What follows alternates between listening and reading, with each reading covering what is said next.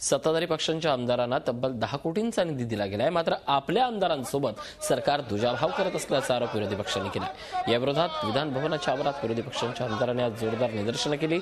आमदार निधीच्या वितरणात सत्ताधारी पक्षाच्या आमदारांना झुकतं माप दिलं जाऊ नये अशी मागणी हे आमदार करत होते।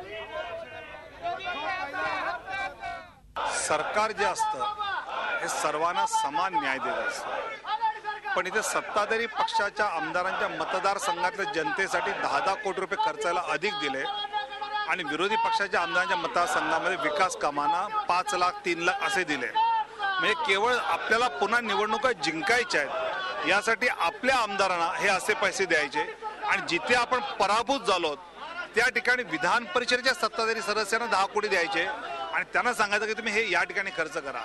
मला वाटतं इतका पक्षपातीपणा यशवंतराव चव्हाणांची जन्मशताब्दी साजरी करताना चव्हाण साहेब म्हणायचे की विरोधक आणि सत्ताधारी ही अशी 2 चाकं आहेत, ह्याचा जर यांना विचार पडत असेल तर संघर्षाशिवाय ह्यांना कळणार नाही, समजणार नाही। झी 24 तास एक पाऊल पुढे।